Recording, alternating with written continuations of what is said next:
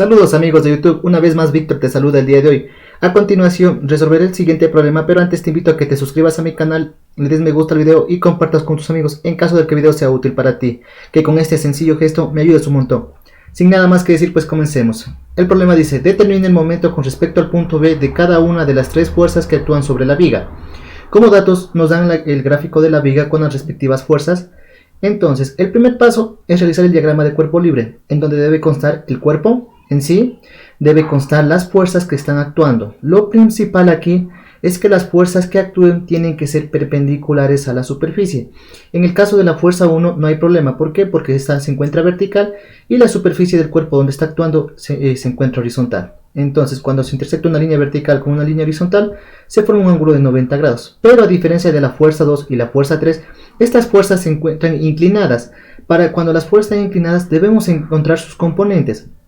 De tal forma que encuentro su componente vertical y su componente horizontal con respecto al cuerpo de cada una de las dos fuerzas. Una cosa muy importante para hacer el diagrama de cuerpo libre es identificar dónde actúa la fuerza. Si nos damos cuenta, la fuerza 1 actúa en este punto, la fuerza 2 actúa en este punto y la fuerza 3 actúa en este punto. En el primer caso, como no descompongo esta fuerza, no hay ningún problema. Pero cuando tengamos fuerzas inclinadas y debemos graficar sus componentes, estas componentes deben intersectarse en el punto donde actúa la fuerza originalmente. Por ejemplo, la fuerza 2, ¿dónde actúa? En este punto. Entonces, cuando yo descompongo esta fuerza 2 en su componente en X y su componente Y, estas dos fuerzas deben chocar en este punto donde está actuando la fuerza originalmente. Lo mismo para la fuerza 3. La fuerza 3, ¿dónde actúa? En este punto. Y la componente de la fuerza 3 en X y la fuerza de la componente 3 en Y deben actuar en este punto, deben intersectarse aquí. En este caso, si nos damos cuenta, están chocando en un mismo punto. ¿Por qué? Como si nos damos cuenta, la fuerza 2 va hacia abajo, es por eso que fuerza 2 en Y va hacia abajo. Y también se va hacia la izquierda, es por eso que la fuerza 2 en X va hacia la izquierda. En este caso están chocando.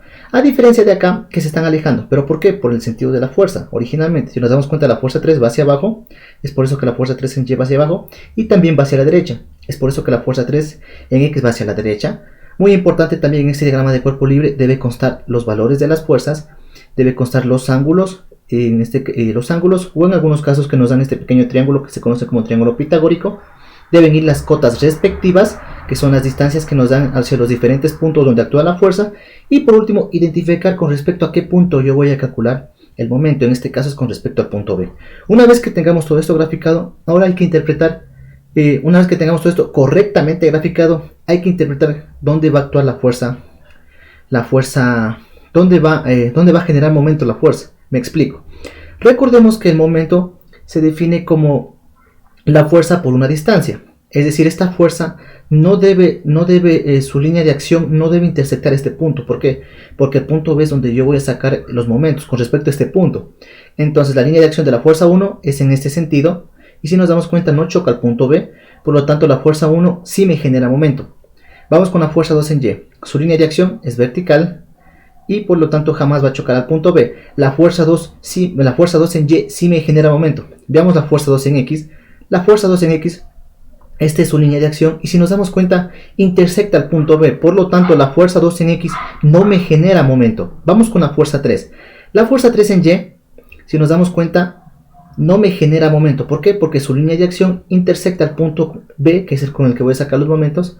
Y revisemos la fuerza 3 en X. La fuerza 3 en X, esta es su línea de acción, y como no choca con el punto B, sí me genera momento la fuerza 3 en X, ¿sí?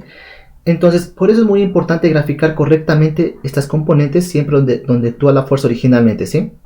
Muy bien, entonces una vez que yo identifique esto, ¿qué deduzco?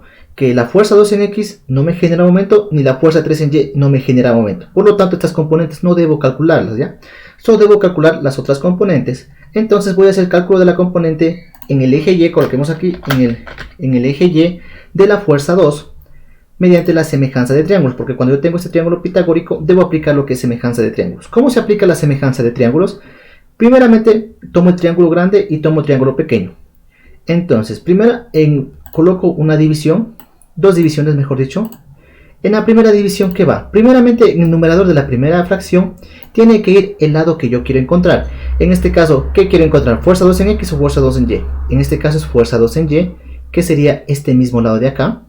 Entonces cojo este lado que digo fuerza 2 en Y sobre, cojo este mismo lado, pero del triángulo pequeño, que sería sobre 4, igual a, cojo otro de los otros dos lados del triángulo grande, en este caso yo conozco este lado, que equivale a un valor de 500 libras, sobre el mismo lado, pero del triángulo pequeño, que es 5.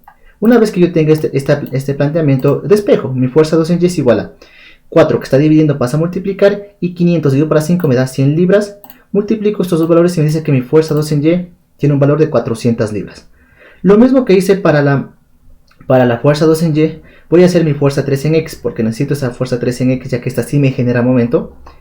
Cálculo de la componente en el eje X, de la fuerza 3. Entonces, en este caso, ¿qué hacemos? Para esta ocasión, nosotros nos dan un ángulo. Entonces, cuando nos dan un ángulo, debemos aplicar la función seno o coseno. En este caso, ¿cuál me conviene? Si yo aplico seno, ¿qué va a ser igual? A cateto opuesto, que es la fuerza 3 en X, sobre la hipotenusa. Entonces yo necesito una función trigonométrica que me relacione justamente la fuerza 3 en X, porque esta sí me genera momento. La fuerza 3 en Y no la calculo. ¿Por qué? Porque no me genera momento. Sería un paso innecesario en este ejercicio. Entonces, ¿cómo aplico la función trigonométrica seno? El seno que es igual cateto opuesto sobre hipotenusa. Entonces, si revisamos el gráfico, cateto opuesto es este lado de aquí, que equivale a fuerza 3 en X, sobre hipotenusa, que es el lado más grande del triángulo, que es de 160 libras. Recordemos, dato muy importante, la hipotenusa siempre se encuentra al frente del ángulo recto. El ángulo recto es de 90 grados. Si el ángulo de 90 grados está aquí, su lado opuesto es de hipotenusa, que es este lado de acá, que tiene un valor de 160 libras. Entonces, reemplazo justamente en la ecuación, pero antes de reemplazar primero voy a despejar la fuerza 3 en X, ya que es lo que deseo calcular. Incluso aquí ya puedo despejar, porque recordemos que yo la variable que yo quiero despejar siempre la pongo a la izquierda antes de comenzar a despejar. En este caso, como mi variable está a la derecha, todo lo que está a la derecha paso a la izquierda y todo lo que está a la izquierda paso a la derecha. No he despejado nada todavía, simplemente he cambiado los miembros. Una vez que yo cambié, comienzo a despejar. Esta fuerza 3 que está dividiendo pasa a multiplicar y me va a quedar que la fuerza 3 en X va a ser igual a la fuerza 3 por el seno de 30. Reemplazo datos, la fuerza 3, recuerda que tiene un valor de 160 libras, el seno de 30 es 0.5, realizo la multiplicación respectiva y me tiene que la fuerza 3 en X tiene un valor de 80 libras. Entonces, una vez que yo ya tengo todo el valor de las fuerzas que me generan momento, ahora sí puedo calcular los momentos. En este caso voy a hacer el cálculo de momento de la fuerza 1 con respecto al punto B. Entonces, el momento de la fuerza 1 con respecto al punto B va a ser igual a la fuerza 1 por la distancia desde la fuerza 1 hacia B. Entonces, ¿dónde actúa mi fuerza 1? Aquí. Desde este punto hacia el punto B, ¿qué distancia hay? Esta distancia de 6 pies más 5 pies, que nos da un total de 11 pies. Entonces, este valor reemplazo aquí y establezco el sentido de giro. ¿Qué me refiero con el sentido de giro? Recordemos que voy a calcular el momento con respecto a este punto, así que imaginemos que esta es la manecilla de un reloj y este es el centro. Entonces aquí va a estar clavado, o va a estar fijo mejor dicho, y si yo empujo la manecilla hacia abajo, ¿cómo va a girar esta manecilla? En este sentido, que se conoce como sentido antihorario, que es lo que establezco aquí, que gira en sentido antihorario. Realizo la multiplicación respectiva y me sale el valor de 4.125 libras por pie. Recordemos que los valores deben ser expresados entre un rango de 0.1 y 1000. Si está fuera de este rango, hay que hacerlo al número más grande o más pequeño dependiendo de la situación. En este caso, como este número es muy grande, hay que hacerlo más pequeño. ¿Cómo se hacía? Recordemos que debemos mover el punto que separa la parte entera de la parte decimal 3 unidades, ya sea a la izquierda o hacia la derecha. En este caso, yo muevo este punto decimal hacia la derecha, hacia la izquierda, perdón, porque quiero hacerlo más pequeño. Entonces, transformé el 4125 a 4.125. Cuando yo muevo esta parte, este punto que separa esta parte entera de la parte decimal, debo multiplicar por una potencia de base 10, siempre de base 10, y el exponente adquiere el valor del número de espacios que yo moví este punto. En este caso yo lo moví 1, 2, 3 espacios, es por eso que adquiere el valor de 3. Y ahora el signo de este exponente depende de dónde moví el punto, si moví de derecha a izquierda o moví de izquierda a derecha. En este caso yo lo moví de derecha a izquierda, por eso es que tiene el valor de 3 positivo. Por libras por pie, entonces recordemos que 10 al cubo me corresponde al prefijo kilo.